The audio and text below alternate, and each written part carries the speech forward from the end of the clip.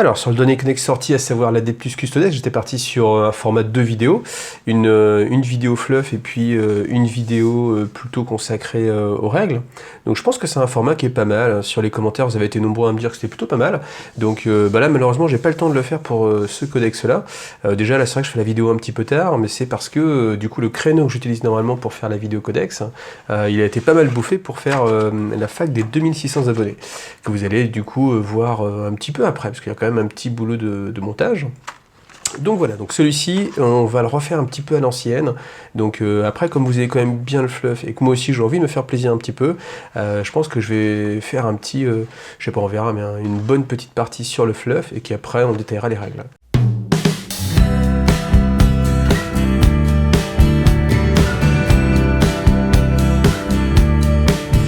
Donc, on retrouve une belle illustration. Alors celle-ci, moi je trouve assez sympa, assez réussie. Vous voyez, avec les pages un petit peu brûlées sur les côtés. Voilà, normal avec la magie de Tzeentch. Alors bon, moi toujours pareil, on vous explique que les Thousand Sons c'est super, c'est génial. Si vous aimez la magie, c'est vraiment l'armée qui est fait pour vous. Donc là, nouvelle illustration, où on voit un des derniers Space Marine, donc c'est des Blood Angels a priori, qui sont complètement dominés par toute cette OST, non, toute cette host de... Alors ça c'est un petit clin d'œil hein, pour ceux qui lisent les commentaires, vous comprendrez pourquoi, par tous ces partisans de Tzeentch. Alors, Légion de Tzeentch, qu'est-ce que c'est? Eh bien, on va vous expliquer en fait tout simplement que c'est plutôt une bande, en fait, une légion qui va s'accentuer vraiment sur la magie. Hein. Ça, vous l'aurez compris, évidemment, avec le dieu Tzeentch, qui est le dieu du changement. Il ne pouvait en être autrement, donc on vous explique à chaque fois leur arrivée sur les mondes est soumise à des cataclysmes psychédéliques, des portails, des vortex de couleurs et tout ce genre de feux d'artifice. Alors, à notre époque, c'est plutôt cool, mais alors, à l'époque du 41e millénaire, c'est plutôt mauvais signe. Donc qu'est-ce qu'on va trouver hein, dans les forces de Tzeentch? Évidemment, beaucoup de sorciers, qu'on voit là un petit peu en illustration. Après, bien sûr, ce qui est emblématique de la Légion, c'est les rubriques Marines. Donc c'est des Space Marines, en fait, qui sont un petit peu en mode automate. Alors, on va revenir un tout petit peu dessus après, hein, sur comment ce qui leur est arrivé. Bon, je pense que la plupart connaissent, mais comme du coup, c'est partie du fluff, je pense que ça va être sympa, justement, de le mettre un petit peu en avant. Donc, leur primarque, vous le connaissez aussi sans doute, Magnus le Rouge, et si vous le connaissez pas, on va en parler aussi un petit peu. Voilà. Alors, fils de Magnus, justement, donc à l'époque de l'hérésie, en fait, donc vous voyez, ça c'était leur armure, donc un rouge, un petit peu comme ça. Ils avaient été déjà très doués pour tout ce qui était psychique, évidemment. Donc Magnus, en fait, c'était un primarque qui était, on va dire, le plus doué de tous les primarques pour tout ce qui était pouvoir psychique, en fait. Donc bien sûr, ça attirait l'animosité de certains de ses frères, en particulier Leman Russ, qui lui était farouchement opposé à tout ce qui était psycheur. Et aussi Mortarion, le primarque de la Death Guard, qui lui aussi était se méfiait hein, de tout ce qui pouvait être un petit peu mysticisme comme ça, utilisation des énergies du warp. Un beau faux cul, hein, comme on dirait, mais ça, on le sait pas encore à cette époque-là. Et toujours est-il que du coup, tous les Space Marines justement de cette légion avaient une bonne affinité avec les pouvoirs psychiques et que leur but c'était justement de les développer en fait. Donc ce qui s'est passé, c'est que au bout d'un moment en fait l'Imperium et l'empereur hein, tout simplement s'est demandé est-ce que c'est vraiment une bonne chose de laisser les Space Marines, même si ce sont des surhommes et qu'ils sont censés justement pouvoir résister un petit peu aux attraits des puissances de la ruine, parce qu'en fait à cette époque-là, alors c'est un petit peu flou, on pense que l'empereur le savait, mais pour les Space Marines, il n'y avait pas encore de notion de chaos en fait. Le chaos n'existait pas, enfin en tout cas il existait, mais ils n'en avaient pas conscience directement en fait. Ça d'ailleurs on le voit bien dans les livres de l'hérésie. D'ailleurs il y a des passages, là ça me rappelle un passage super sympa où du coup il rencontrait en fait une civilisation extraterrestre qui elle avait connaissance en fait des dangers du warp et connaissait le chaos et était étonnée qu'une civilisation aussi avancée que l'Imperium ou que l'humanité ne soit pas au courant hein, tout simplement de l'existence des dieux du chaos. Donc le but des Thousand Sons, c'était la recherche justement de tout ce qui était connaissance psychique, artefacts magiques et tout ce qui s'ensuit. Donc dans leur quête, ça les a amenés à pousser assez loin justement l'étude des pouvoirs psychiques et comme on l'a dit tout à l'heure, ça attirait un petit peu sur eux les regards de ceux qui étaient justement un petit peu plus opposés. Alors ce qui faisait justement la différence aussi sur le champ de bataille avec les fils de Magnus, c'est que eux utilisaient vraiment leur pouvoir sans aucune retenue, et alors que bien sûr dans d'autres chapitres il y avait aussi des psycheurs et que faisaient attention justement à utiliser avec parcimonie en fait leur pouvoir, eux au contraire se gênaient pas pour utiliser leur pouvoir, leur pleine puissance, leur plein potentiel, en déchirant la réalité, en envoyant des éclairs, en transformant les choses, et du coup c'est ce qui a un petit peu justement attiré vraiment l'attention du reste de l'Imperium sur donc les fils de Magnus, et l'empereur a décidé de réunir en fait donc on va dire les êtres les mieux pensants, les plus aguerris de l'Imperium sur la planète de Nikaea. Alors la prononciation Nikaea. Et ce concile en fait devait décider si l'Imperium devait continuer ou pas dans cette voie-là, à savoir l'étude de tout ce qui était pouvoir psychique, ou au contraire, est-ce qu'il fallait plutôt les limiter, les contrôler, et puis les passer sous silence, tout simplement.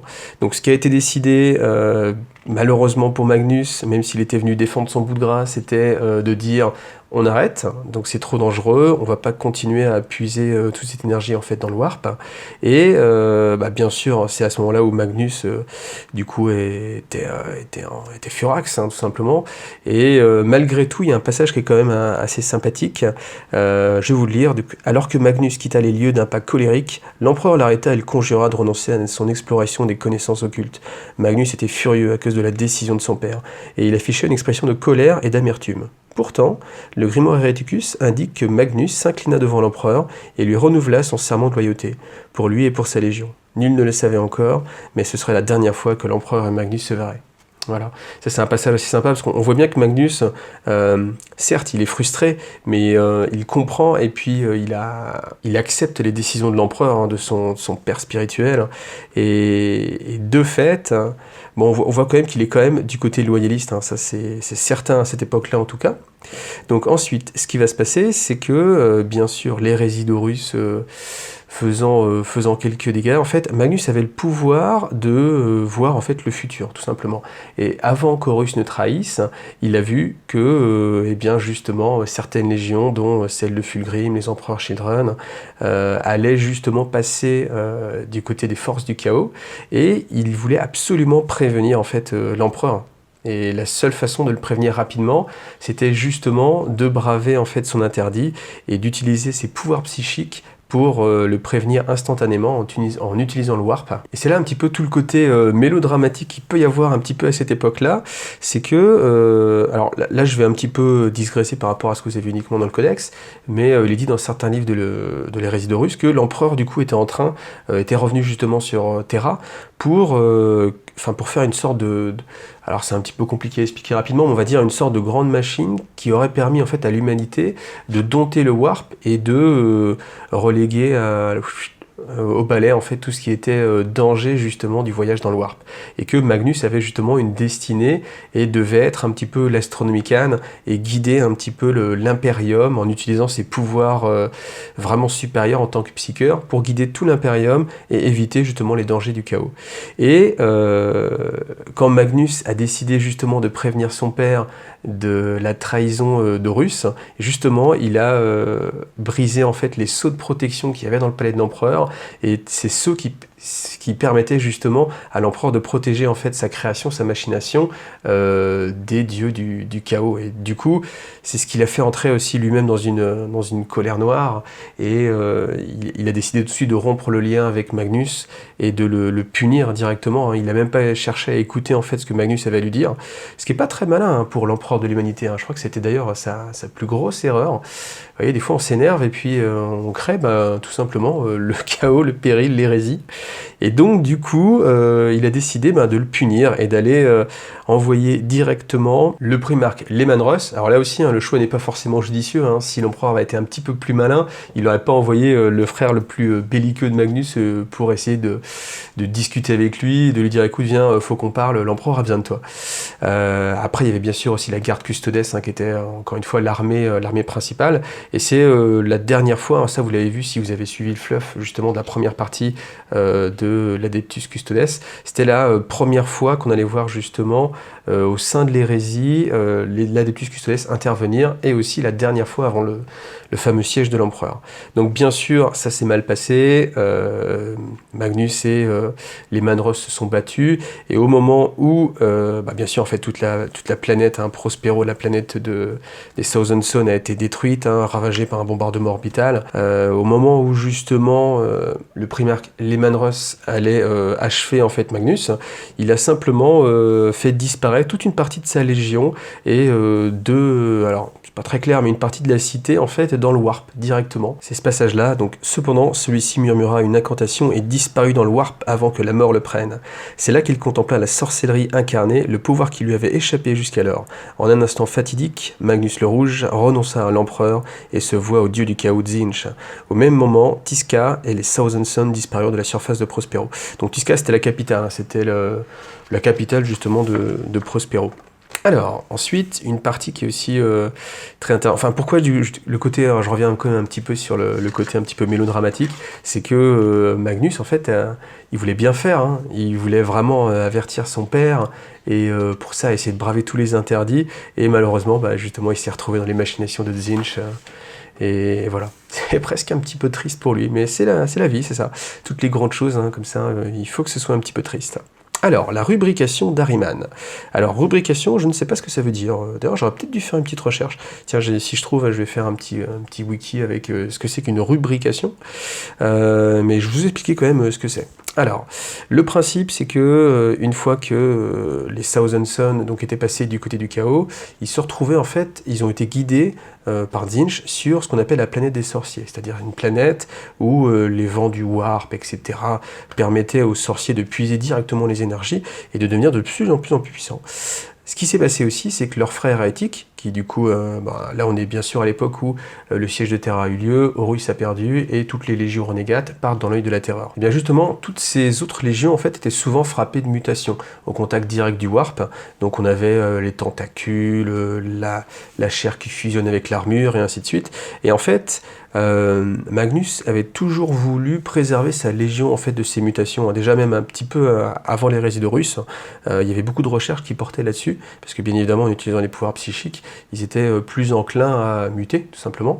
Et Ahriman aussi cherchait absolument à protéger en fait sa légion.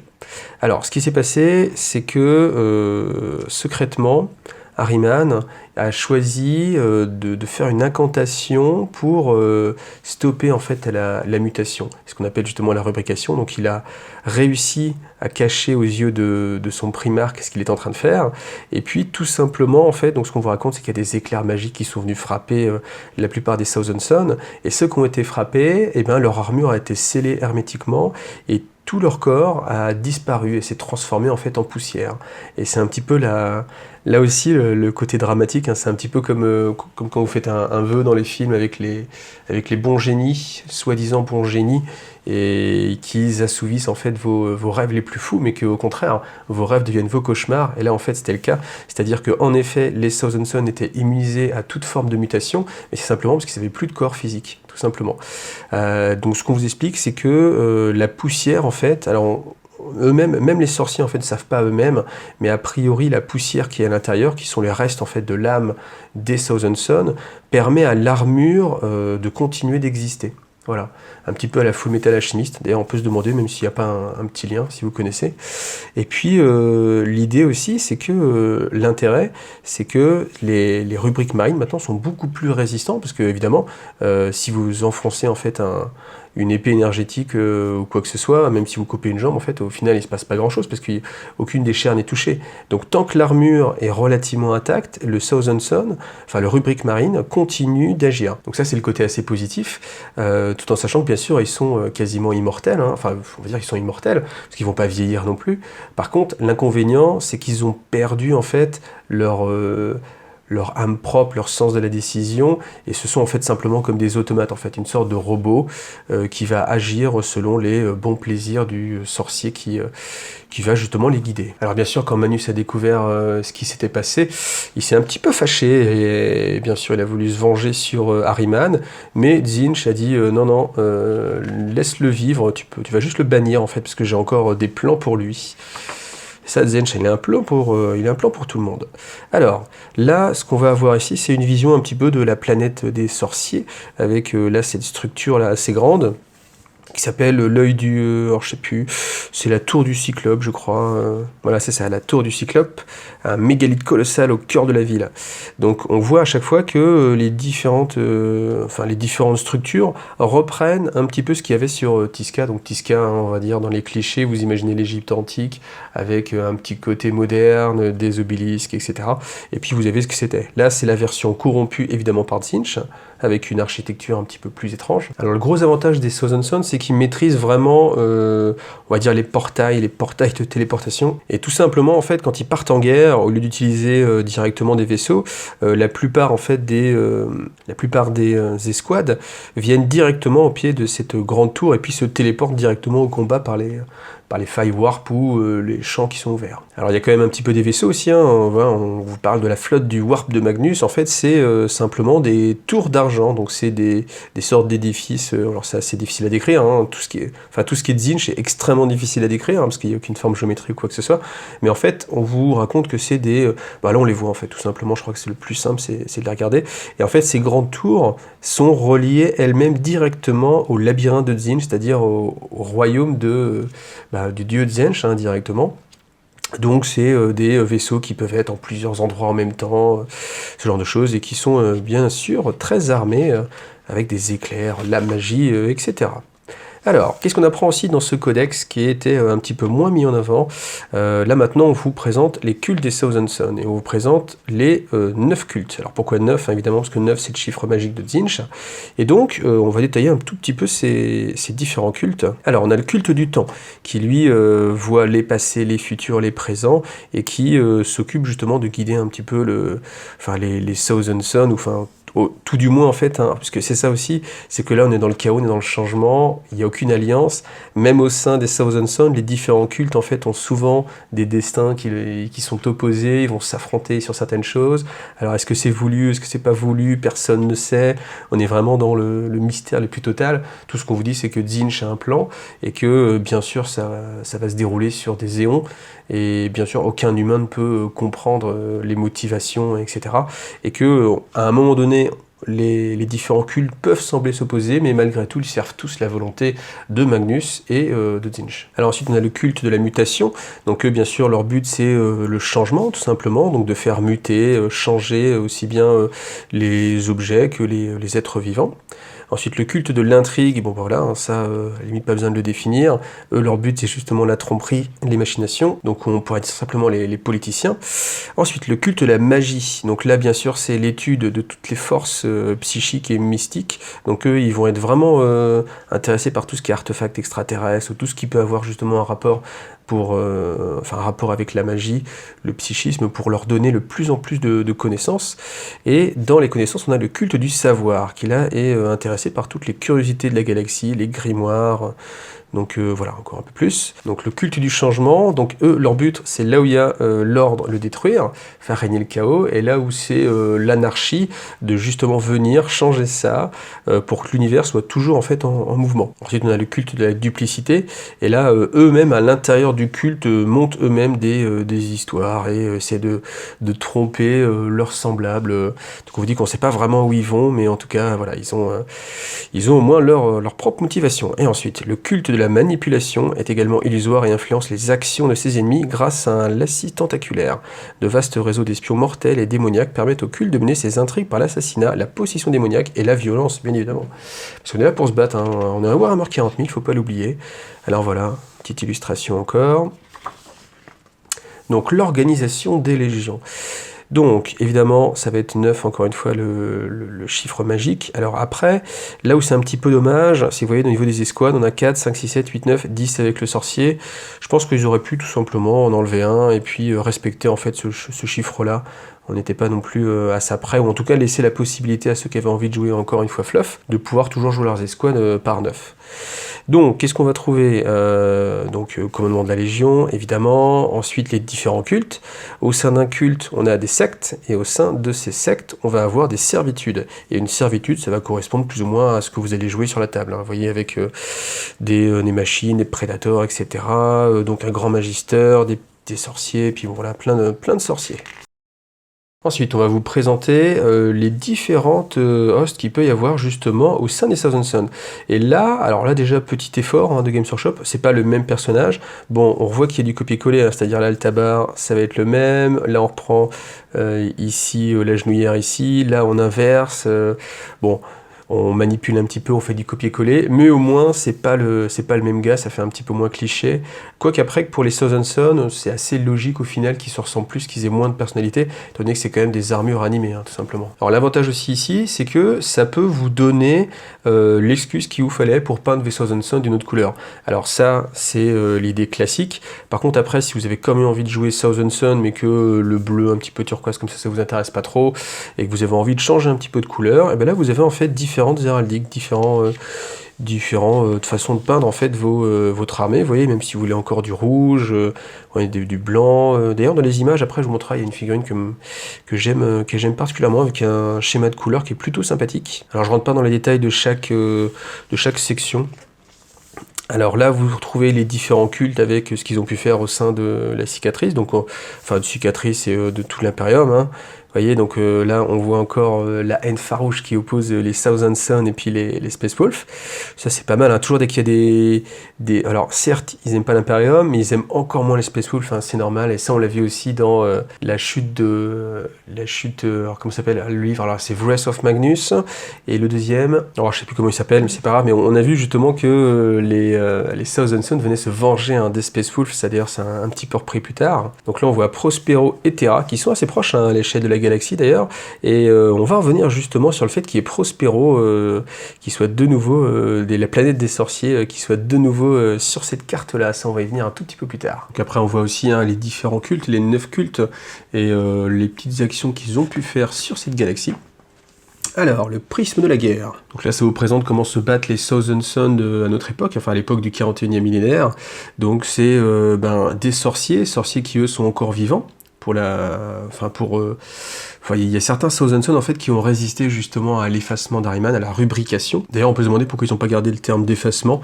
Donc voilà, bon, peu importe, hein, ça c'est encore les choix un petit peu anglicismement. Alors je sais pas si ça se dit, mais on peut bien dire ce qu'on veut, hein, vu qu'on se prend de l'anglais à tire-larigot. Donc on vous apprend bien sûr que à chaque fois les sorciers étaient les plus puissants, donc ils ont résisté à l'effacement d'Ahriman. Donc ces sorciers guident les rubriques Marines et leur donnent en fait des ordres sur le champ de bataille, hein, un petit peu comme des automates, hein, parce que c'est simplement un petit peu ça l'idée. Voilà, on va passer. Alors, Annales des Arcanes, ça c'est bien sûr les différentes étapes. Donc le bûcher de Prospero avec le début de l'hérésie d'Horus, ça on en a déjà parlé. La rubrication d'Ahriman. Le siège du Croc. Le siège du Croc, évidemment, c'est les Thousand Sons qui voulaient se venger hein, et qui ont attaqué la base en fait des Space Wolf, le monde chapitral. Alors après, là aussi, je ne vais pas forcément tout vous détailler, mais ce qui est assez intéressant, c'est que Ahriman, dans sa grande quête de savoir, bien sûr, ce qui l'intéresse le plus, l'endroit où il y a le plus de connaissances dans la galaxie, c'est la bibliothèque interdite. La bibliothèque interdite, hein, dont évidemment l'entreprise qui nous crée ces magnifiques romans est tirée, c'est un endroit qui est caché dans la toile. Donc la toile, vous savez, c'est un espace qui est entre l'immatérium, le warp, et le plan réel. Et dans cet endroit qui est contrôlé en fait par les Eldar, eh bien, il y a une bibliothèque cachée qui est censée contenir en fait toutes les connaissances acquises par les Eldar au fil des millénaires, hein, tout simplement. Et bien sûr, il n'y a pas de plus grands attraits, il n'y a pas de meilleure bibliothèque, il n'y a pas de meilleur magasin, j'allais dire, pour notre ami Ahriman. Donc Ahriman a réussi, voilà, je vais aller un peu plus vite, mais voilà, on va pas rentrer dans les fils du détail, a réussi justement à copier un un des livres les plus secrets des Eldar, et ce qui lui permet en fait de voyager maintenant un petit peu dans la toile. Il connaît en fait tout un tas de raccourcis qui lui permettent d'utiliser la toile à son avantage. Ensuite, on va arriver sur les événements qu'il y a eu un petit peu avant Gathering Storm, justement, dans tout ce qui était la campagne Wrath of Magnus. Ce qui s'est passé, c'est que Magnus finalement a eu besoin d'Ahriman, et en fait les deux ont uni leurs forces pour justement se venger en fait des Space Wolves. Et ce qui s'est passé, c'est qu'ils ont attaqué tout le système en fait de Fenris. Certaines des planètes, d'ailleurs, il y a une planète qui a été quasiment engloutie, voire détruite. Bon, je vais pas retrouver le nom de la planète, mais ce qui est assez intéressant, c'est que ce passage-là, du coup, comme il y a eu le retour des Wolfen, ça, les Wolfen, c'est un petit peu le pendant loup-garou des Space Wolves, eh bien, l'Inquisition s'est intéressée justement aux Space Wolves, et puis les Dark Angels, qui ont aussi eu un petit peu de mal avec les Space Wolves, ont été chargés de venir enquêter sur ce qui se passait, justement, pourquoi il y avait des Space Wolves qui faisaient des agissements un petit peu bizarres. Alors ça, c'est vraiment aussi un passage très intéressant, et on apprend que la flotte des Dark Angels a elle-même en fait bombardé Fenris pour justement essayer d'éliminer toute la corruption, etc.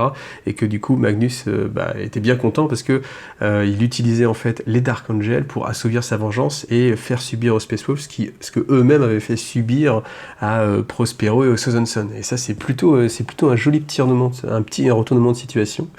Donc ce qui s'est passé, c'est que à cette occasion-là, en fait, avec tous les déchaînements de violence et d'énergie, Magnus a pu ressortir la planète des sorciers du Warp et faire rentrer Prospero à nouveau dans l'univers matériel. Enfin, Prospero et alors je sais pas si... je crois que c'est la planète des sorciers, hein, il l'appelle comme ça. Est ressorti en fait du Warp. Et donc du coup, il a de nouveau un monde gorgé de puissance Warp qui est directement accessible et qui peut bien sûr être utilisé comme une base pour attaquer toutes les infrastructures de l'Imperium et ainsi de suite. Voilà, c'est ce passage-là, donc alimenté par la mort de Midgardia, donc c'était ça la planète, et ses habitants, la planète des sorciers, jaillit brutalement depuis le Warp dans la réalité en vue de la carcasse calcinée de Prospero. Depuis son trône, le regard de Magnus se porte sur une galaxie irrémédiablement changée. Ensuite, là, c'est un petit peu plus intéressant parce qu'on apprend... J'allais dire ça, c'est un petit peu plus intéressant, mais au final, j'avoue que j'étais un petit peu déçu parce qu'on va pas très très loin dans l'historique. On n'avance pas beaucoup, on n'apprend pas grand-chose, et autant, je dois dire que les passages justement avec la vengeance du sac de Prospero, la vengeance sur les Space Wolves, tout ça c'est vraiment super sympa. Autant c'est un petit peu plus léger, et au final, il se passe pas vraiment grand-chose dans la suite. Hein. Parce qu'au final, on vous raconte quoi? Toute cette partie-là, ça va être Gathering Storm avec le retour de Roboute Guilliman, Magnus évidemment qui veut se venger, le combat entre Magnus et Roboute, qui bien sûr in extremis. Les gars, ils arrivent jamais à s'achever à la fin des combats. Il y a toujours au dernier moment, tac tac badaboum, je suis sauvé in extremis, je suis quasiment mort, mais je me fais soigner, etc. Enfin ça vous avez l'habitude, hein, c'est assez classique. Mais voilà, on va pas en apprendre beaucoup plus. C'est uniquement du résumé de ce qu'on connaît déjà. Alors ça s'oriente aussi un petit peu vers les Necrons, parce que on apprend que les Southern Sun aimeraient bien justement connaître la capacité qu'ont les Necrons de dominer les Cthans, qui sont eux aussi des dieux en fait, et bien sûr, pouvoir contrôler un dieu, c'est assez intéressant pour un Southern Sun en termes de puissance. Donc voilà, il y a tout un petit passage un petit peu là-dessus, et puis ça se termine avec la route de la résurrection. Oui, on vous apprend que Ahriman, lui en fait, l'une de ses quêtes, c'est un petit peu altruiste, c'est presque étonnant pour Ahriman. En fait, il a envie de faire retrouver à ses frères de bataille des Southern Sun leur âme et leur corps, et donc il cherche par tous les moyens justement à essayer de briser en fait sa propre malédiction, la rubrication. Et dans justement encore une fois Gathering Storm, vous avez ce passage où Yvraine, qui est la messagère en fait de Enid, le dieu de la mort, hein, des Eldar, parce qu'il y a eu un nouveau dieu aussi. Vous savez, depuis la V8, on a vraiment de la chance parce qu'on est vraiment sur une période où le fluff avance beaucoup et il y a beaucoup de nouvelles choses. Et du coup, dans un de ces moments-là, dans une des batailles, Yvraine en fait redonne vie à une escouade de Southern Sun. Et justement, Ahriman voit que le pouvoir d'Enid peut justement briser sa malédication, briser la rubrication. Et même si, évidemment, ça se passe mal pour lui, les Southern Sun sont précipités dans une faille, etc. Au moins, il sait que Yvraine détient justement le pouvoir qui est la clé pour lui. Voilà. Donc ce qui va donner sans doute de magnifiques batailles et une petite campagne peut-être, je l'espère encore une fois, entre les Thousand Sons et puis les Inari. Alors, là on voit un petit peu encore une illustration avec tout le côté changement, les yeux évidemment, Magnus, sur enfin ça c'est un méga disque de Tzeentch on imagine. Alors Magnus, que dire sur Magnus? J'en ai déjà pas mal parlé, on peut parler en fait de son livre peut-être, le livre de Magnus, donc c'est un livre qui est présent, hein. Alors ça c'est un petit peu étrange aussi, mais bon voilà, c'est le Tzeentch, c'est le pouvoir, c'est le changement, c'est un livre qui est présent en plusieurs endroits dans la galaxie, il y en a un que Magnus porte toujours sur lui, un autre que a réussi à reprendre en fait Ahriman, et puis il y en a aussi un dans la bibliothèque interdite, et puis c'est toutes les connaissances que Magnus a pu au fil du temps justement comme ça retrouver, accaparer, et bien sûr hein, c'est un des plus grands artefacts de tout l'univers de Warhammer 40 000. Bon on va passer parce que voilà, Magnus j'en ai déjà parlé, Ahriman je vous en ai déjà parlé pas mal, on peut parler un petit peu de son bâton. Donc son bâton on apprend que c'est un amalgame de différents artefacts, de ce que lui-même avait à l'époque où il était encore un loyaliste, et puis de ce qu'il a pu piquer à droite à gauche, et donc cet amalgame là est une sorte d'anathème de la réalité, voilà. C'est un petit peu les sorciers, j'en ai déjà parlé, alors les Demon Prince de Tzeentch. Donc là on vous apprend qu'en fait, bon ça normalement vous devez le savoir, tout Space Marine du chaos, à partir du moment où il a prêté allégeance en fait à un dieu du chaos, il a envie de devenir un Demon Prince, c'est enfin un prince démon, on va le faire à la française. Il a envie de devenir un prince démon, pourquoi? Parce que c'est accès simplement à l'immortalité. Alors bien sûr, c'est au détriment de son âme, mais bon, l'âme, à mon avis, c'est une monnaie qui est facilement échangeable à l'époque du 41e millénaire. L'accès à l'immortalité, c'est le Graal, tout simplement. Et on vous apprend que, bien sûr, tout en accomplissant en fait la volonté des dieux, même quand ils arrivent enfin à être les élus et à accéder à l'immortalité, au final, ils sont inféodés à un dieu et ne sont là que pour assouvir les désirs de leur dieu tutélaire et ainsi de suite.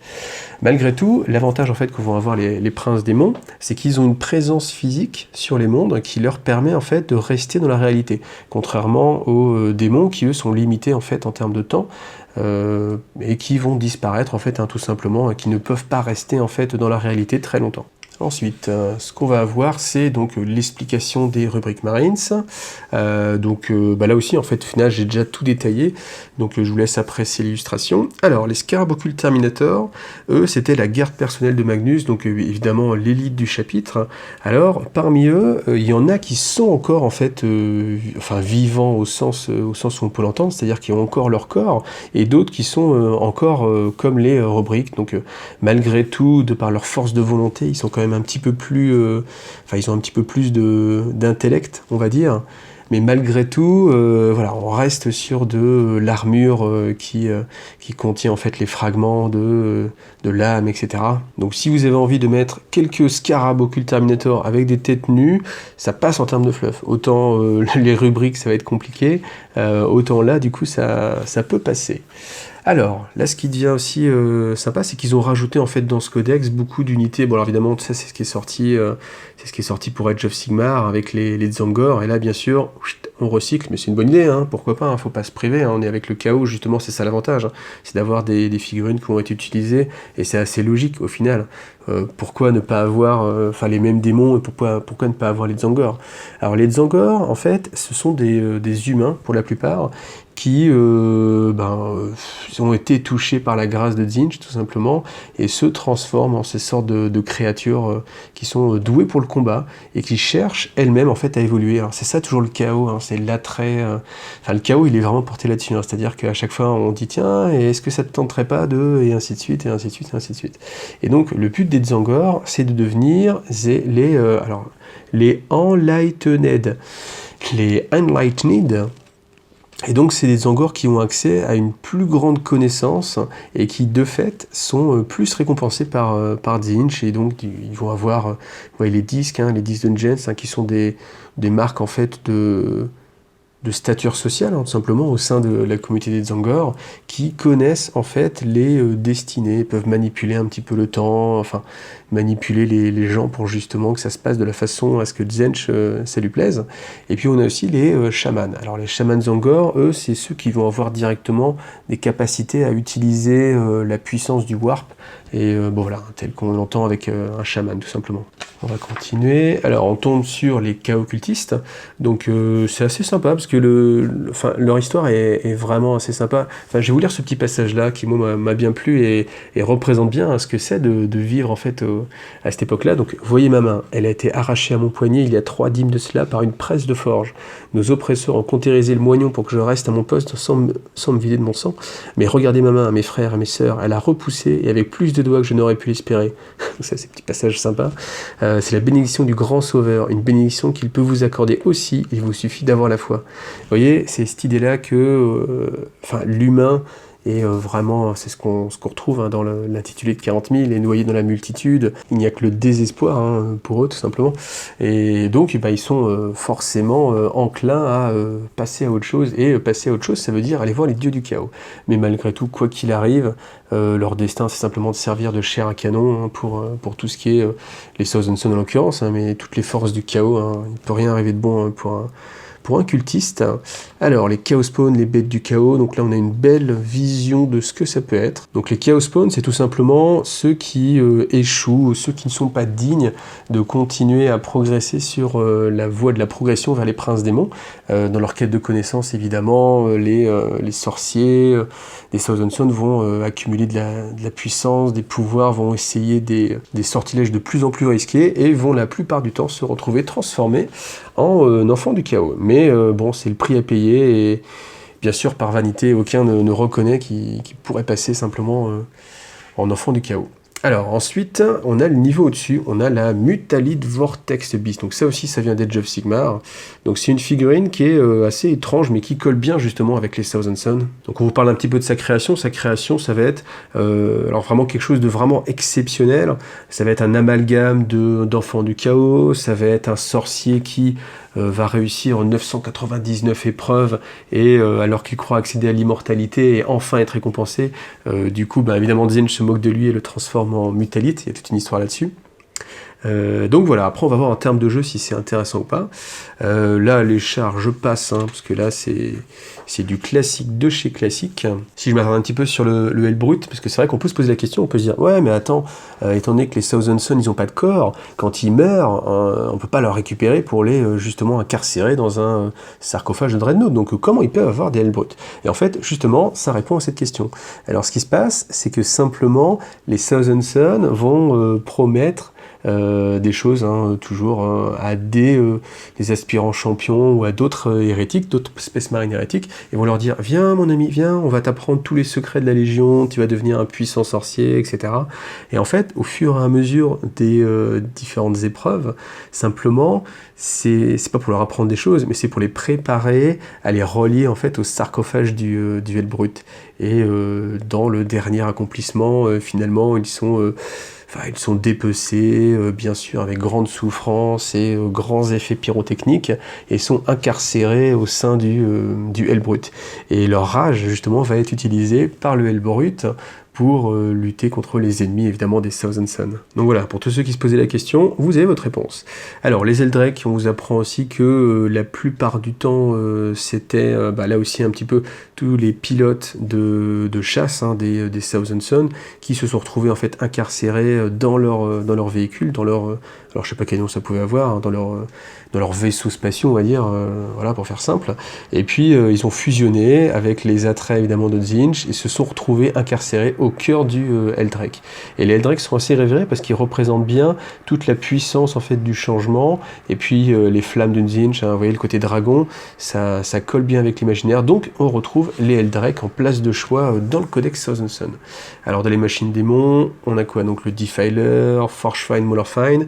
Donc ça, vous les reconnaissez ici. Là aussi, les plus malins d'entre vous se disent « Ouais, mais attends, il n'y a pas de Warpsmith, c'est-à-dire il n'y a pas de mécanicien au sein des Thousand Sons. » Et c'est vrai, c'est pour ça que les Thousand Sons, qui sont quand même malgré tout assez friands de ces machines démons, vont, par la machination, la tromperie, essayer de convaincre en fait les Warpsmiths de créer des machines démons pour eux en contrepartie d'une boîte de gâteaux salés ou je ne sais quoi.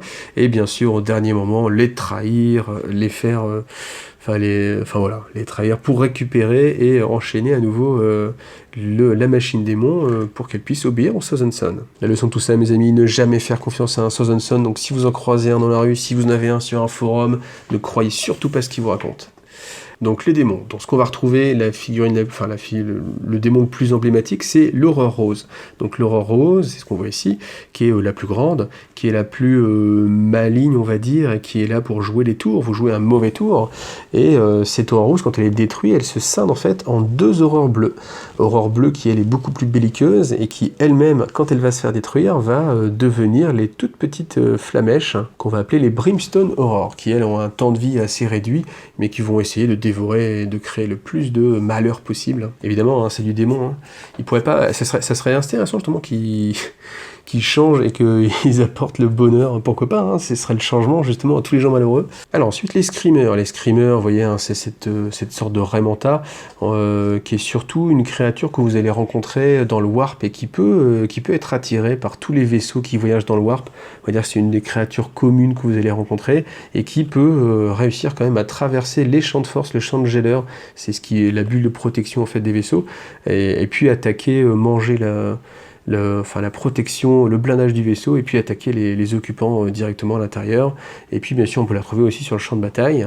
Les flammeurs, eux, ça va être une sorte d'entité à leur envoyer.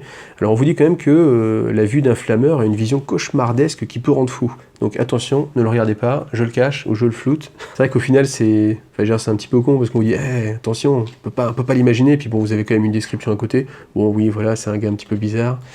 Donc les flammeurs qui, eux, se prêtent avec plaisir à baigner tous leurs adversaires de flammes purificatrices et de flammes du changement, ce qui fait fondre les molécules, etc., et qui transforme irrémédiablement tout ce qu'elles touchent par la grâce de Tzeentch. Ensuite, qu'est-ce qu'on va avoir? Les petites figurines. Voilà, on a fait le tour avec la partie vraiment axée sur le fluff. Donc là, on peut voir maintenant un Riemann, hein, il peut être monté sur un disque. Donc là, la figurine emblématique, Magnus, on voit bien la Mutalix. Hop, on va passer, le fameux grimoire. Donc là, je voulais juger, hein, c'est un style qui est quand même assez... un parti pris qui est assez important en fait, hein, alors soit on aime, je pense, soit on n'aime pas, tout simplement, évidemment, mais je veux dire encore plus que sur d'autres figurines, c'est vrai que moi j'ai le sentiment que c'est quand même une armée, le style un petit peu baroque, j'allais dire comme ça, faut aimer quand même, mais si on aime, je pense qu'on est gâté. En tout cas en termes de peinture, hein, sur les ailes de Magnus ou ce genre de choses, avec toutes les sphères de changement, les énergies magiques, etc. Il y a vraiment moyen de se faire plaisir, surtout si vous avez un aérographe, parce que pour les dégrader, c'est vraiment la fête. Et puis, bon, là, voilà, on arrive sur... alors, je vais faire d'abord le côté négatif, le Rhino. Vous ne trouvez pas, encore une fois, que ça n'a pas sa place ici? Vous voyez, quand vous voyez des guerriers aussi ornementés, des figurines aussi belles, quand vous voyez un Rhino juste épuré comme ça, alors je sais qu'on ne peut pas faire autrement, que c'est la figurine qui est comme ça, mais bon, là, faut vraiment faire un effort, mettre un kit forgeoir à la limite. Je sais que c'est pas dans la politique, mais quand vous voyez ça, vous dites, tiens, qu'est-ce que ça fait dans l'armée, hein, tout simplement. Même en termes de fluff, je pense que là, le côté lisse comme ça du Rhino, plus les figurines, c'est un petit peu le revers de la médaille, parce que plus Games Workshop nous fait des figurines détaillées et vraiment spécifiques à une armée, plus les figurines génériques, hein, comme le Rhino, du coup, ça passe plus du tout, hein, je trouve. Hein. Et après, par contre, côté très positif, vous voyez, donc c'est celui-ci dont je vous parlais avec un schéma de couleur, les lames hermétiques, avec un schéma de couleur que je trouve vraiment très intéressant, ce côté clair un petit peu, avec le métal. C'est là tout l'intérêt, on vous dit, vous voyez, hein, même si vous n'aimez pas ce côté bleu argenté, vous pouvez tout à fait, ou même les peindre en mode pré-hérésie, hein, pourquoi pas, avec l'utilisation justement des armures pré-hérésie, de la boîte Burning of Prospero qui était sortie, voilà, pas de souci. Vous avez le droit. Donc la petite conversion, qui est à ma foi fort réussie aussi, je trouve. Petite figurine bien sympathique. Le Hellbrut, les Zangor. Alors les Zangor, formation figurine, si vous avez envie de les trouver comme ça. La boîte, en fait, qui était estampillée Warhammer 40 000, a disparu. Et en fait, maintenant, le seul moyen de vous faire en fait cette unité-là en version avec le petit pistolet, c'est d'acheter le kit de conversion que vous trouvez à la VPC Games Workshop. Donc ça, vous ne trouverez pas ça en magasin, que ce soit un magasin revendeur ou un magasin Games Workshop. Vous trouverez ça que sur la VPC. Donc c'est un petit peu dommage, hein, surtout avec la sortie du codex. On se demande pourquoi ils n'ont pas choisi de conserver, parce qu'en fait il y avait deux boîtes, hein. Il y avait la boîte Age of Sigmar avec uniquement la version corps à corps, avec les armes, enfin les armes plus, vous voyez, Age of Sigmar, hein, pas de pistolet, et puis il y avait la boîte qui existait avec les côtés épée tronçonneuse et puis pistolet mitrailleur, et ils ont choisi de conserver que la boîte Age of Sigmar. Bon, un choix un petit peu douteux à mon avis, mais bon. C'est voilà, encore une machination de Zinch. Alors là, on voit la réutilisation aussi des figurines de Tzaangor Age of Sigmar. Mais bon, c'est des figurines qui sont assez sympathiques, qui sont assez réussies. Donc autant les intégrer, hein, vu que ça colle complètement avec l'imagerie des Thousand Sons. Donc là, on vous propose pour une fois deux choix possibles, deux orientations. C'est vrai que vous pouvez partir sur de l'armée d'élite, un petit peu à l'image de ce qu'on a pu voir avec l'Adeptus Custodes. Donc évidemment, un Magnus, des sorciers avec un haut potentiel, un Riemann si vous voulez, les rubriques, les Scarab Occult Terminator. Et à l'inverse, on peut aussi partir sur une armée plus en mode horde, avec les Tzaangor qui vont coûter pas beaucoup de points, les cultistes, voilà, il y a vraiment moyen de faire de la populace. Hein. Là encore, cherchez l'erreur, vous voyez, enlevez-moi ce rhino, bon sang. Là on voit bien encore une fois, hein, la taille de Magnus, une figurine vraiment colossale, une masterpiece. Et on arrive sur les règles. Donc capacité globale, on va retrouver mort aux faux empereurs. Donc c'est que dès que vous êtes au corps à corps contre une unité de l'Imperium, sur un 6, vous pouvez générer des attaques bonus, tout simplement. Donc ça c'est plutôt pas mal, hein, surtout sur des unités... Ah d'ailleurs, il faut que je regarde si les Tzaangor longs. On va regarder tout de suite, on va tricher un petit peu. Eh non, ils n'ont pas la règle mort aux faux empereurs. C'est dommage parce que ça aurait été vraiment assez intéressant sur une unité comme ça. Alors, ensuite, rituel démoniaque. Donc ça, c'est la capacité que vous avez un personnage Thousand Sons. Vous décidez de ne pas bouger. Et puis, en jetant 1, 2 ou 3 dés, de réussir à invoquer une unité qui aurait une valeur en points de puissance inférieure ou égale au jet que vous avez réussi. Voilà, sur un double, une blessure mortelle, et sur un triple, des 3 blessures mortelles. Après, je vous rappelle bien sûr que si vous jouez en jeu égal, vous devez payer à l'avance en fait tout ce que vous allez invoquer, hein, donc c'est pas gratuit. Après, c'est gratuit par contre si vous jouez en mode scénarisé, donc pensez-y, hein, ne vous limitez pas non plus, parce que c'est vrai qu'après, je connais des gens, des fois on peut se limiter comme ça en disant bah non, je vais pas jouer telle unité parce qu'il faut que je les paye, etc. Si vous jouez en jeu égal, certes, en mode tournoi, certes. Par contre, si vous jouez entre vous, entre amis, si l'adversaire est d'accord, mettez-vous d'accord, hein, mais ça peut être sympa justement de faire apparaître des unités sans forcément être pénalisé en devant les payer et peut-être se dire qu'elles ne seront pas invoquées, ainsi de suite. Alors, Harryman, 2 versions, mouvement à 6, ou alors vous pouvez lui payer son disque, hein, auquel cas il aura un mouvement de 12, il aura démon, cavalerie et vol, donc il pourra se désengager, ça c'est plutôt pas mal, et puis il va gagner une petite attaque bonus. Voilà, force 4, bon c'est pas terrible, c'est pas pour ça qu'on va le choisir, hein, c'est plutôt pour le mouvement, mais ça reste quand même un petit bonus non négligeable. Donc ensuite, CC 2+, c'était 2+, c'est normal, force 4, endurance 4, 5 points de vie, ce qui est pas forcément énorme. Moi je m'attendais à ce qui serait peut-être un petit peu plus résistant. Ensuite, nombre d'attaque 4, commandement 9, sauvegarde 3+. Alors, son arme, le bâton noir d'Harryman, attaque de mêlée, force plus, donc c'est force 6, PA -1, donc -1 c'est pas non plus la folie ultime, et dommage 3. Donc dommage 3 par contre, évidemment c'est bien, parce que quand ça passe, ça veut dire que ça taquine bien même du primaris, ou même un petit personnage ennemi, simplement 2 attaques qui passent, ça vous fait 6 dommages. En général, ça a one-shoté les personnages. L'inconvénient, c'est que la PA est que de -1. Donc avec tous les bonus qu'on peut voir ailleurs, ça va pas forcément être celui qu'on va choisir d'envoyer au corps à corps, mais évidemment, il n'est pas là pour ça. Il est là surtout pour ses pouvoirs psychiques. Donc il peut choisir 3 pouvoirs psychiques, et il peut les choisir dans la discipline du changement et ou la discipline d'Arc Hereticus. Et ça, on verra plus tard, mais en fait, il y a 3 domaines de magie chez les Thousand Sons. Et pour lancer tous ces pouvoirs, vous avez la règle spéciale, donc archi-sorcier c'est dur à dire, archi-sorcier de Zinch. Vous pouvez ajouter 1 au test psychique et d'abjuration effectué par Harryman. Et on verra plus tard qu'il y a aussi d'autres moyens de gagner comme ça des bonus. Donc ce qui fait que sans aucun doute, si vous aimez lancer des pouvoirs psychiques et avoir une phase vraiment utile, et pas avoir juste 2-3 Smiths qui se baladent, les Thousand Sons, c'est vraiment l'armée qui est fait pour vous, hein, parce que là la phase psychique elle va durer à mon avis plus longtemps que la phase de mouvement avec le nombre de choses qu'il y a à faire. Et ensuite, évidemment, Seigneur des Thousand Sons, donc vous pouvez relancer les jets de touche de 1 pour les unités Thousand Sons amis à 6 pouces ou moins d'Ahriman. Voilà. Donc on va continuer. Demon Prince, c'est du classique. Les sorciers exaltés. Alors, sorciers exaltés, on n'est pas très... Vous voyez, si on regarde les points de puissance, 7 points. Ahriman, c'est 7 points aussi. Au final, ils ont que 2 pouvoirs psychiques. En termes de capacité, 5 points de vie aussi.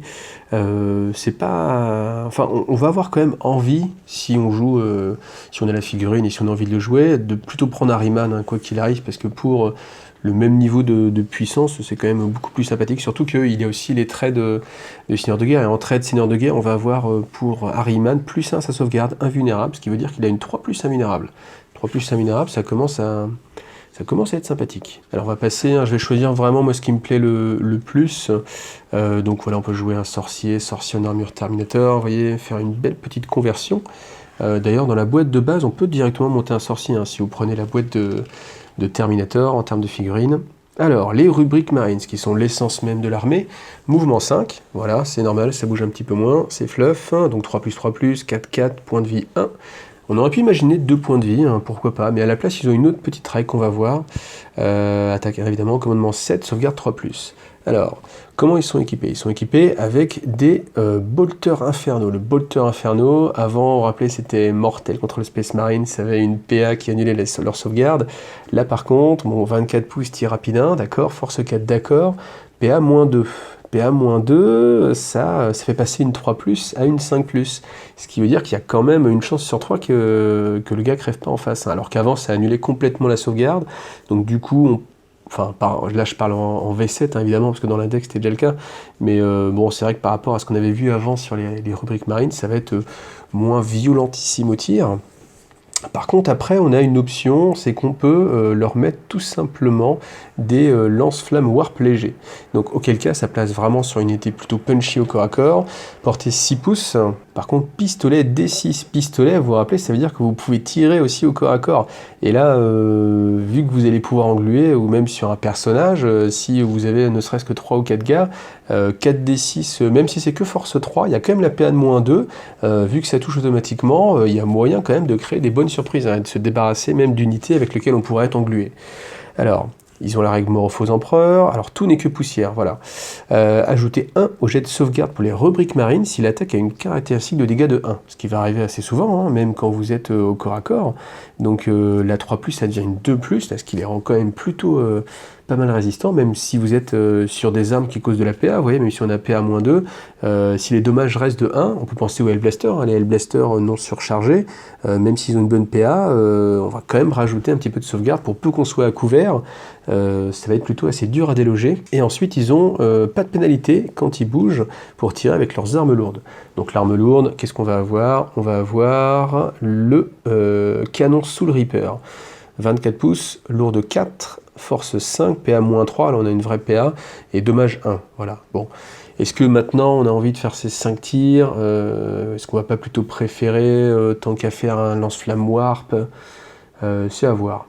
Je suis pas fort. Alors, hormis pour le look de la figurine qui est vraiment sympa, hein, le sort de canon Gatling, c'est vrai que c'est que force 5. Après, bon, certes, PA-3, mais voilà, je suis pas forcément hyper convaincu. Alors, toutes les figurines de cette unité ont une sauvegarde invulnérable de 5+, donc ça c'est plutôt pas mal. Et puis, icône de flamme, donc au début de votre phase psychique, jetez 1 des 6 pour chaque unité avec une icône de flamme. Sur 6, infligez une blessure mortelle à l'unité ennemie la plus proche, à 12 pouces ou moins de la figurine portant l'icône. Et ce qui va faire aussi le charme des unités de rubrique, c'est que bien sûr, ils sont tous leadés par l'Aspiring Sorcerer, sorcier inspiré, et qui possède simplement un petit châtiment. Alors c'est un châtiment un petit peu moins bien, un petit peu nerfé. Lorsqu'il le manifeste, il afflige une blessure mortelle au lieu de D3, et D3 blessures mortelles au lieu de D6 si le test est supérieur à 10. Donc heureusement, parce que c'est vrai que Smith, c'est quand même quelque chose qu'on peut voir, les spams de châtiment, je pense que c'est un des aspects qui peut réfréner pas mal de gens sur Warhammer 40 000. Si vous n'êtes pas tournoyeur, je pense que vous voyez ce que je veux dire, même quand on est tournoyeur, ça peut être un petit peu relou de se taper plein de Smith, et donc heureusement c'est nerfé. Hein. Alors ensuite les Zangor, moi qui me paraissent plutôt pas mal, donc mouvement 6, 3+ au corps à corps, donc voilà, force 4, endurance 4, bon là le problème ça va être, bon évidemment ils ont qu'une attaque, ça va être la sauvegarde à 6+, Bon, après, ça reste du démon, on va dire, plus ou moins démoniaque. Donc, chaque figurine a une sauvegarde invulnérable de 5+. Donc, j'ai dit démon, mais vous voyez, ils n'ont pas le trait, de démon directement. Donc, c'est vraiment que c'est des humains qui ont été favorisés, qui ont des mutations Zenshik. Alors, une unité comprenant un Braikorn ajoute 1 à ses jets d'avance et de charge. Donc ça va être une sorte d'instrument de musique. Ensuite, chasseur de reliques, vous pouvez relancer les jets de touche ratés en phase de combat pour cette unité lorsqu'elle cible un personnage. Et ça, c'est plutôt pas mal, hein, parce que c'est vrai qu'on peut trouver beaucoup de personnages qui se baladent. Quand vous engluez avec... alors ça coûte pas très cher en plus, hein, les Zangor. En terre d'armes, ils ont alors, un petit coup de pistolet, un pistolet mitrailleur, c'est pareil, force 3. Ça va toucher que sur du 4+, mais si vous faites 4-5, enfin même une dizaine de tirs, ça peut commencer à faire partir un petit point de vie par-ci par-là. L'épée tronçonneuse, ça leur ajoute une attaque supplémentaire, donc ça fait 2 attaques. Sachant qu'on peut relancer contre les personnages, je pense que quand même on peut avec un coût assez moindre, essayer déjà de... En plus c'est un choix de troupe, hein, donc ça peut être utile suivant le schéma que vous choisissez. Voilà, les Zangor, je pense que c'est pas mal. Alors les chaos cultistes, certes, ils vont coûter moins de points, mais je pense que ça va être... Enfin, si on parle optimisation, je sais pas, enfin, faudra voir après avec les coûts en points, mais si on regarde que les points de puissance, c'est vrai que pour un point, je préfère les Zangor. Alors les horreurs, si vous avez vu le codex démon, ça va être globalement le même système, hein, toujours cette capacité de se diviser. Quand une figurine est tuée, une horreur bleue se transforme en 2 horreurs roses, et les roses en paire de brimstone. Par contre, hein, on vous le rappelle aussi, en jeu égal, il faut payer tout simplement toutes ces figurines. Donc ce ne sera pas gratuit. Alors eux aussi peuvent tenter de manifester des pouvoirs psychiques, par contre vous avez droit qu'il y a un seul des 6, donc bien sûr on ne pourra pas tout avoir. La sauvegarde aussi qui est assez amusante, donc les pinks c'est une 4+ invulnérable, les blues c'est une 5+, et les brimstone c'est une 6+. Donc voilà, après on va passer, Zangor Shaman, les Scarabocule Terminator, donc au final ça ressemble à du rubrique, ça a quasiment les mêmes règles spéciales, sauf qu'on a de la 2+, un meilleur commandement, et puis toujours pareil, hein, le sorcier, le combi Bolt Inferno, donc voilà, ça c'est pas mal. Tir rapide 2, ça veut dire que si vous êtes à courte portée à 12 pouces, vous allez doubler, donc ça vous fait 4 tirs force 4 à PA-2. Ça peut commencer à parler un petit peu plus. Bon voilà, après, je sais pas, c'est vrai que les Scarabs, vu qu'il y a ce petit bonus, alors eux en fait évidemment, avec leur 2+, plus le bonus directement ici, ça reste costaud. Mais... qu'est-ce qu'on va en faire? Alors certes, on peut les téléporter, je pense que c'est ça peut-être un petit peu l'idée. Transporter dans un Land Raider, je pense que ça fait quand même un petit peu cher. Mais bon, ils ont leur 5+ invulnérables, les rubriques l'ont aussi. Voilà, je trouve ça un petit peu moins convaincant, sauf si bien sûr les figurines vous plaisent. Hein, parce que c'est vrai qu'avec l'armure, elle est plutôt sympathique, ça change du Terminator classique. Alors le Hellbrute, on va passer, là rien de nouveau. Le Chaos Spawn, dont on va parler assez souvent, parce que c'est vrai qu'il y a plein de façons de faire apparaître justement des enfants du chaos. Donc 2 points de puissance, mouvement de 7, donc voilà, un petit peu plus que 6 évidemment.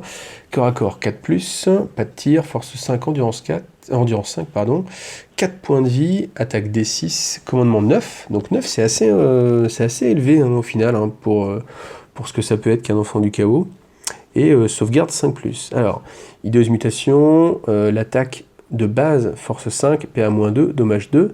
Par contre, au début de chaque phase, vous allez jeter donc un des 3, et soit vous allez avoir des griffes acérées, donc les hideuses mutations de tous les chaos spawn de l'unité ont une PA de -4, donc -4, ça commence à parler, hein, même si on touche que sur du 4+. Pseudopode, vous ajoutez 2 attaques, donc D6 plus 2. Et ensuite, hémorragie, on peut relancer les jets de blessures ratées. Voilà. Et là, une petite note des designers qui vous rappelle que quand vous ajoutez des enfants du chaos, eh ben, il faut les payer, hein, quoi qu'il arrive. Encore une fois, en jeu égal, donc ça peut limiter justement la création d'enfants du chaos en tournoi. Alors, on va arriver sur quelque chose que je vais détailler un petit peu plus. Pourquoi? Parce que c'est une des nouveautés, hein, la Mutalite Vortex Beast. Alors, le mouvement va être variable, 8 pouces, vous le voyez ici, hein, 8 pouces, 6 pouces quand on a 4 points de vie, et 4 pouces quand on est à l'agonie. Ensuite, CC 4+, CT 4+, force 7, endurance 7, 14 points de vie, donc ça commence à endurer quand même pas mal.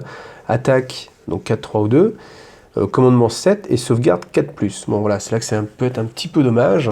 Alors bien sûr, sauvegarde aussi invulnérable à 5+. Donc comme les enfants du chaos, on n'est pas démon, hein, on n'a pas la règle démoniaque, donc ça peut avoir un impact. Après par contre on a la régénération, donc au début de chaque tour on récupère un point de vie. Et puis après la règle spéciale, c'est le Vortex Warp. Alors comment ça marche? Ah tiens, je viens de percevoir que mon micro était un petit peu mal mis, donc je m'excuse si le son a été un petit peu mauvais depuis tout à l'heure. Par contre, vu l'heure qu'il est, vu le temps déjà que j'ai mis à enregistrer cette vidéo, désolé, m'en veuillez pas, mais je vais pas revenir en arrière. Donc je vais essayer de booster le son, on va voir, j'espère que ça aura pas trop gêné l'écoute de la vidéo. Encore une fois, désolé, on est soumis aux impératifs de la vraie vie du monde réel. Donc ensuite, vous pouvez choisir de jeter un des 6, et l'avantage c'est que si vous réussissez à passer votre pouvoir, donc il y a un petit jet à faire, vous voyez, soit 2+, soit 3+, soit 4+, bon, en général on va dire 2+, hein, vous avez le droit de relancer un dé pour refaire un pouvoir. L'inconvénient c'est que les deux pouvoirs vont être aléatoires, et vous n'allez pas forcément choisir celui qui vous intéresse le plus. L'autre solution, si vous préférez ne pas prendre de risques et si vous avez un petit plan, c'est que vous pouvez directement choisir le pouvoir que vous voulez faire, il va être directement utilisable en général sur un 2+. Alors, ces pouvoirs, c'est quoi? Chaque unité ennemie à 9 pouces ou moins subit une blessure mortelle. Donc ça, j'ai envie de dire, c'est un petit peu bof-bof, hein, hormis si vous avez réussi à arriver vraiment au milieu de l'armée ennemie, et encore, c'est pas non plus la folie. Alors ensuite, choisissez une unité de Tzeentch à 9 pouces de la mutaliste, ajoutez 1 à la caractéristique de force de cette unité jusqu'à la fin du tour. Bon, ça peut être pas mal, hein, ça peut créer la différence. Ensuite, flux temporel, toujours pareil, unité de Tzeentch à 9 pouces. Vous pouvez relancer les jets de charge ratés pour l'unité à ce tour. Si l'unité est déjà 1 pouce ou moins, elle va combattre en premier comme si elle avait chargé à ce tour-là. Ça peut être pas mal. Ça peut être pas mal, justement, je pense, pour la deuxième capacité. Enfin, bien sûr, ça va assurer votre charge, mais le fait de pouvoir réattaquer en premier, ça peut créer toute la différence, hein, surtout sur une unité de Tzaangor. Moi, je pense que c'est le Mutalite, on va la voir. C'est vraiment bien en conjonction, justement, avec une grosse unité de corps à corps de petits Tzaangor. Ensuite, toucher éphémère. Toujours pareil, améliorer de 1 la PA de toutes les armes de mêlée, donc c'est pareil, ça peut être un petit peu sympa pour amoindrir les sauvegardes. Maelstrom de démence, réduisez de 1 la caractéristique de commandement d'une unité ennemie, et cela est cumulatif avec d'autres utilisations de ce pouvoir. Bon, pourquoi pas, sur des petites unités... pour faire baisser le commandement, bon, c'est pas forcément ce que je préfère. Et ensuite, pour chaque jet de 4+, l'unité ennemie la plus proche à 18 pouces ou moins et visible de la mutaliste Vortex subit aussitôt une blessure mortelle. Donc c'est tout simplement une sorte de Smith. Bon, c'est pas forcément ce qui va être plus intéressant. Celui qui est plus intéressant pour moi, enfin tout dépend de comment vous allez l'utiliser, mais je pense que l'intérêt c'est de faire un gros pack de Tzaangor, soit vous les assurez de réattaquer en premier sur la deuxième phase, ou soit vous rajoutez tout simplement le +1 sur la force, ou alors la modification de PA pour créer encore plus de dommages. Parce que sinon après, donc ça va pas tirer, ça va pas forcément avoir de pouvoir magique, c'est vraiment à mon avis plus une unité de soutien. Après, en termes de corps à corps, alors on a deux armes, gueule et énorme griffe, donc les gueules, utilisateur dans force 7, c'est bien, PA-1 c'est pas mal, dommage un seul, c'est un petit peu moins bien. Par contre, on effectue 3 jets de touche au lieu d'un seul pour chaque attaque. Et sachant que vous avez, on va dire, 4 attaques de base, ça vous fait 10 attaques à 4+. C'est pas non plus la folie, mais bon, ça vous dit quand même envoyer la mutalite au corps à corps, ou alors pour protéger un objectif, je ne sais pas, mais... Enfin, de toute façon, je pense qu'il faut plus l'utiliser de façon un petit peu plus offensive. Sinon, l'autre version, énorme griffe, force utilisateur, donc toujours force 7, PA-2, dommage 2. Bon, est-ce que c'est pas toujours plus intéressant? Ça va dépendre évidemment du seuil. Hein. Si vous êtes sur un véhicule qui est endurance 8, ça peut être sympa. Non, même, je dis n'importe quoi, je pensais que j'étais en mode force. Ça n'a pas changé grand-chose au niveau de la PA. Est-ce que pour la différence de sauvegarde, il faut mieux pas faire beaucoup plus d'attaques? Là aussi, mathématiquement, je n'ai pas envie de le calculer, mais faites votre calcul. Donc voilà, à mon avis, une unité de buff à utiliser en conjonction dans votre liste d'armées, alors pas toute seule, parce que sinon je vois vraiment pas trop l'intérêt, sauf si vous aimez la figurine, pourquoi pas, parce qu'il y a moyen de se faire plaisir en termes de peinture. Le Predator, on va passer, le Vindicator, le Land Raider, toujours la même chose, on va passer, ça vous connaissez, vous avez l'habitude. Defiler, Forgefind, Maulerfind, c'est pareil pour pareil que l'index du chaos. Enfin, que le livre du chaos, le codex du chaos, le Rhino, le Eldrake, c'est pareil, on va passer. Et on arrive sur la dernière entrée, et bien sûr pas la moindre, Magnus the Raid. Alors 23 points de puissance, c'est énorme. Mouvement 16 pouces, on va prendre la première valeur, 16 pouces. non attaque 7, bonus à la phase de psychique plus 2, ça on va voir, c'est très intéressant. Corps à corps 2+, c'était 2+, ça c'est évident. Force 8, c'est pas mal, endurance 7, 18 points de vie, commandement 10 et sauvegarde 3+. Alors, son arme, lame de Magnus, force x2, ça vous fait du force 16, hein, c'est super parce que sur tout ce qui est véhicule, en général c'est endurance 8, là vous allez blesser sur un 2+. PA-4, vous allez enlever quasiment toutes les armures. Dommage 3, ça c'est sûr, c'est efficace. Donc ça veut dire 2 coups qui passent, un personnage qui saute en général. 4 coups qui passent, vous avez déjà mis 12 points de vie. Voilà, plutôt pas mal. Et ensuite, le petit bonus, si un personnage est détruit par cette arme, vous pouvez ajouter un Chaos Spawn à votre armée. Placez le Chaos Spawn à 6 pouces ou moins de Magnus et à plus de 1 pouce de toute figurine ennemie. Mais rappelez-vous, vous devez l'avoir payé hein, si vous jouez en jeu égal. Et si vous jouez en mode scénarisé, au contraire, bah, vous ne le payez pas. Donc voilà. Donc mort en faux empereur, évidemment. Alors, couronne du roi Proup. Magnus the Red a une sauvegarde invulnérable de 4+. De plus, jetez un D6 chaque fois que Magnus subit une blessure mortelle à cause des périls de Warp. Sur 2+, cette blessure est ignorée. Ensuite, Magnus dans le fluff, hein, vous savez, il peut transformer des armées complètes avec son regard. Là, on le voit, le regard de Magnus, lorsque Magnus utilise châtiment, il inflige D6 blessures mortelles au lieu de D3 et 2 D6 blessures mortelles au lieu de D6 si le résultat est supérieur à 11. Sachant qu'il a quand même pas mal de bonus. Alors là, ils ont mis supérieur à 11, hein, c'est pas comme le châtiment classique, c'est un petit peu différent. Il faudra y faire attention, parce que c'est vrai qu'avec l'habitude, on peut penser que ça va être le seuil un petit peu plus faible. Primarque des Thousand Sun, vous pouvez relancer les jets de touche de 1 et n'importe quel dé donnant 1 lors d'un test psychique pour les Thousand Sun à 9 pouces ou moins de Magnus. Et puis le petit bonus évidemment, enfin le petit bonus quand même pas mal, hein, vous rajoutez 2 à chaque fois que vous, enfin tant qu'il est encore à pleine life, vous rajoutez plus 2 sur son bonus pour abjurer aussi, ça c'est plutôt pas mal, et sur son test psychique. Alors il va connaître évidemment 3 pouvoirs psychiques, il peut abjurer aussi 3 pouvoirs psychiques.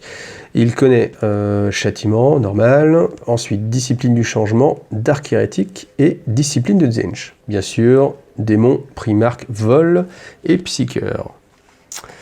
Alors voilà, on va aller voir après toutes les capacités un petit peu spéciales. Je vous laisse profiter de l'image. Arsenal de Tiska, donc toutes les armes. Bon, ça c'est assez classique, hein, hormis évidemment les lance-flammes légers, lance-flammes warp. Là on voit, vous voyez, on peut vraiment se faire plaisir hein, sur la Mutalisk, donc la Mutalite, pardon. C'est vrai que j'ai joué à Starcraft, hein, donc c'est pour ça que je vous dis Mutalisk et que ça vient sans que je fasse exprès. Alors, ça, c'est les bonus que vous allez avoir si votre armée, votre détachement principal est Thousand Sun. Donc, confrérie de sorciers, ça c'est très fort. La portée de tous les pouvoirs psychiques manifestés par les unités avec cette attitude est augmentée de 6 pouces. Surtout les Smiths et ce genre de choses, c'est plutôt cool. Disciple de Zinj, tout simplement, ça c'est ce qu'on trouve dans tous les codex. Toutes les unités qui ont ce trait-là hein, vont contrôler préférentiellement les objectifs, plus par rapport aux unités qui n'ont pas ce trait de caractère. Alors, les traits de seigneur de guerre, qu'est-ce qu'on va avoir? Relance les tests d'abjuration ratés, effectués pour ce seigneur de guerre. Donc, pourquoi pas, si vous voulez vraiment empêcher l'adversaire. Après, j'ai envie de dire, on a déjà tellement de sorciers qui peuvent contrer. Sacrifier son trait de seigneur de guerre pour ça, je suis pas sûr. Ensuite, réduisez de 1 les dégâts subis par votre seigneur de guerre jusqu'à un minimum de 1. Donc ça c'est pareil, si vous savez pas quoi prendre, ça peut être intéressant. Ça va dépendre aussi de votre liste d'armée. Hein. Si vous avez un seigneur de guerre qui va aller plus au charbon, pourquoi pas. Après, si vous avez un sorcier comme ça qui est caché derrière des rubriques, des Zangor, etc., en général il va pas être ciblable, donc pas très intéressant. Ensuite, votre seigneur de guerre peut avancer et charger au même tour et peut relancer les jets de charge ratés. Voilà, donc ça c'est vraiment si vous avez par exemple un disque et que vous avez vraiment envie de tout de suite d'aller causer des petites histoires sur des unités qui n'auraient pas forcément envie de se faire contacter au corps à corps. En 4, seigneur du savoir défendu, votre seigneur de guerre connaît un pouvoir psychique supplémentaire. Et ça, c'est ce que vous allez avoir avec Manus. Donc Manus, du coup, va avoir 4 pouvoirs psychiques. Alors ça peut être intéressant. Pourquoi pas, faut voir. Là aussi, enfin, je me dis aussi, il y a tellement de possibilités de jouer des sorciers, rajouter un pouvoir... Pourquoi pas. Après, on est sur des bonus qui vont être un petit peu directement plus utilisables. Donc, améliorer de 1 la sauvegarde invulnérable de votre seigneur de guerre jusqu'à un maximum de 3+. Ça, quelle que soit la configuration, je pense que ça peut être aussi intéressant. Et ensuite, on termine par, à mon avis, le meilleur si vous aimez les Thousand Sun. Au Magister, ajoutez 1 au test psychique effectué par votre seigneur de guerre. Donc, si vous savez... Alors, là, vous dites, bah tiens, avec Manus, c'est fort. Mais non, parce qu'un Manus, hein, il n'a pas le choix. Ahriman, c'est pareil. Ahriman, il va avoir la préscience, donc c'est-à-dire une meilleure sauvegarde. Hein, donc, il aura une sauvegarde à 3+.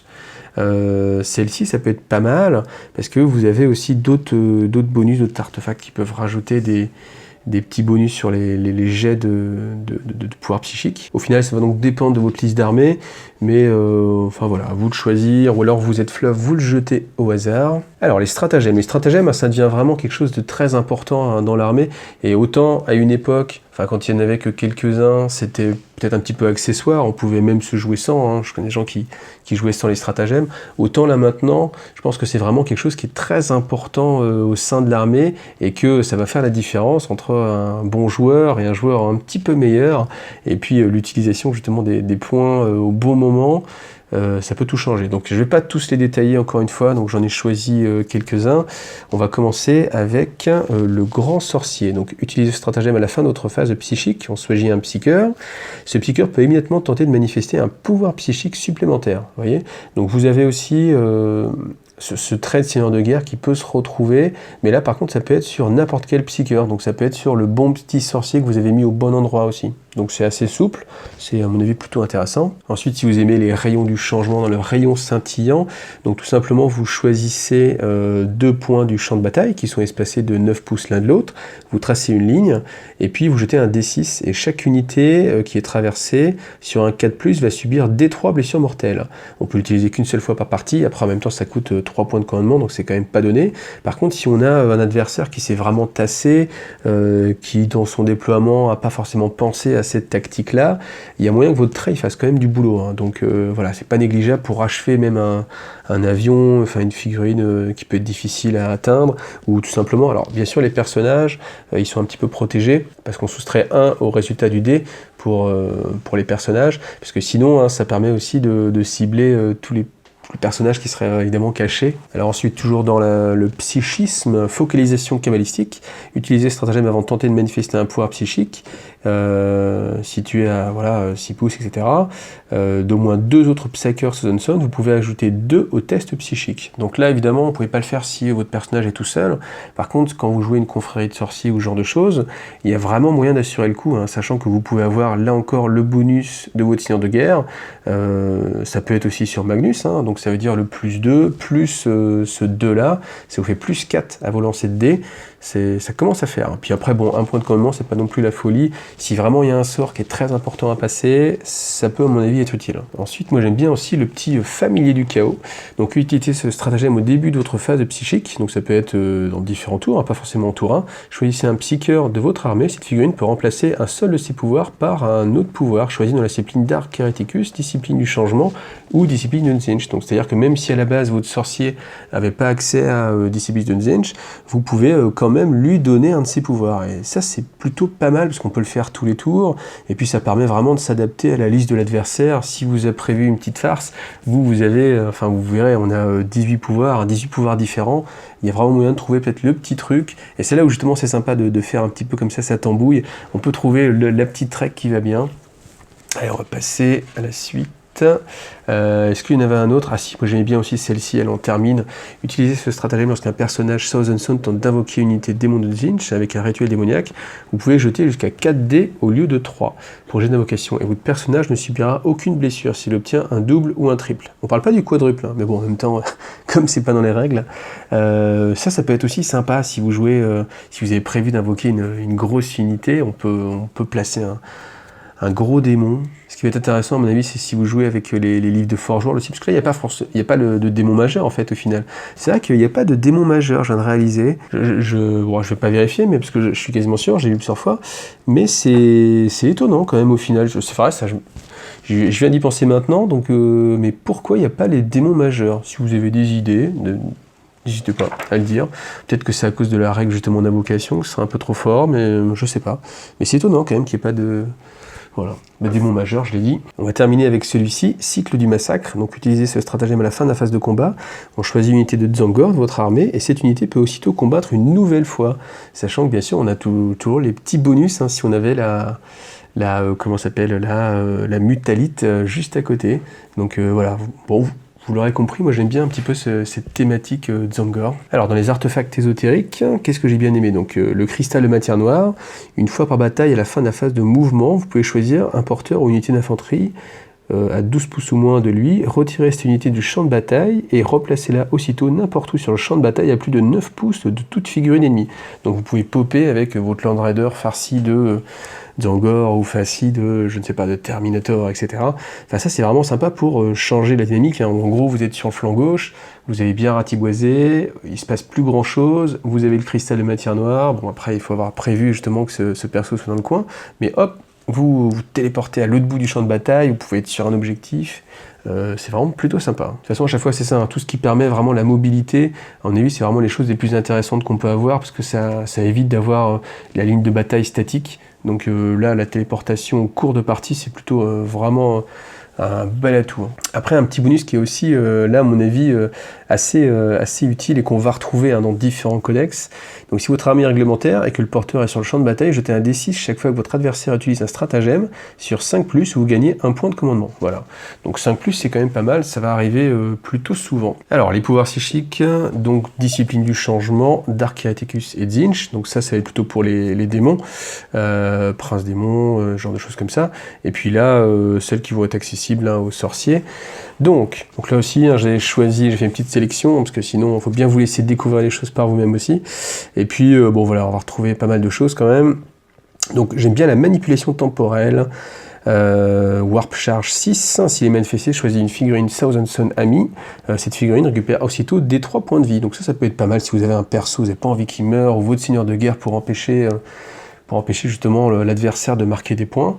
Ensuite, discipline Dark Hereticus, moi ce qui m'a bien plu, c'est temps altéré. Donc choisissez une unité, donc charge warp de 6, on va commencer par le début. S'il est manifesté avec succès, on choisit une unité hérétique Astartes à 3 pouces ou moins du Psycheur, et cette unité peut aussitôt se déplacer comme s'il s'agissait de la phase de mouvement.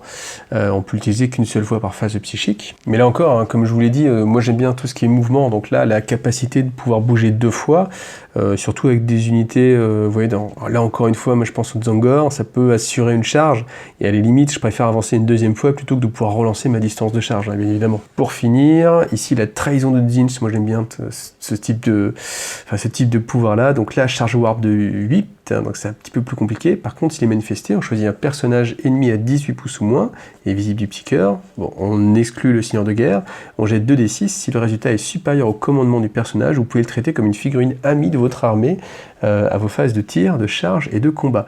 À la fin de la phase de combat, le personnage redevient une figurine ennemie. On se rappelle que si on aimait bien la manipulation, il y avait aussi dans le codex démon, parce que vous pouvez mixer, faire votre armée avec un petit peu de Thousand Sun, un petit peu de démon. Il y avait le changelin qui avait aussi une capacité de mimétisme. Voilà, ça peut être assez sympa. Il y a moyen de faire des petites farces, de s'amuser et d'avoir une partie assez amusante. Voilà. Après, bien sûr, il y en a d'autres et on va trouver beaucoup de choses qui mettent des dommages, des blessures mortelles. Les valeurs en points, ça voilà, je vous laisse regarder. Et puis on termine aussi avec les objectifs tactiques que, comme à mon habitude, je ne vais pas commenter. Voilà. Et bien écoutez, j'espère que du coup le son n'était pas trop mauvais tout à l'heure. J'espère aussi que ça vous a plu. Là, vous voyez, j'ai vraiment accentué plus sur le fluff. Vous voyez, j'écoute vos commentaires. J'essaie vraiment de faire quelque chose. Alors l'avantage aussi, c'est que c'est un commentaire qui va dans le sens de ce que moi j'ai envie de faire. Et ça, c'est beaucoup plus sympa. Plutôt que si vous m'aviez dit, mec, faut que tu accentues le côté étude des points, faut que tu nous fasses des stats, etc. Où là, j'aurais été moins à mon aise. Là, si vous me dites plus de fluff, moi, ça me va très bien. Donc voilà. Sur les prochains codex, je pense que j'essaierai à nouveau. On va voir en fonction du temps. Là, vous voyez, j'avais vraiment pas la possibilité de faire 2 vidéos. Déjà, celle-ci sort un petit peu tard. J'avais pas la possibilité d'en faire 2, mais je vais essayer, quand j'ai le temps, de partir sur 2 vidéos, vraiment séparer le fluff, parce que je vois que ça vous plaît, et ça me plaît. Et puis, remettre les règles aussi un petit peu comme ça. Et ben, merci à vous d'avoir regardé. Pensez à liker, mettre des commentaires. J'essaie de répondre à chaque fois, même si c'est parfois compliqué. Et puis, je travaille sur le montage toujours du rapport de bataille, où justement il y aura des Thousand Sun, donc ce sera d'actualité, il devrait arriver bientôt, mais malgré tout vient s'insérer justement la vidéo que j'ai tournée là cette semaine, et qui est la réponse tout simplement au FAQ sur les 2600 abonnés. Donc voilà, je devais essayer plutôt de faire ça en avance pour pas rester trop longtemps sans réponse à toutes ces questions que vous m'avez posées. Voilà, je vous dis à bientôt, une prochaine vidéo, et jouez bien les gars.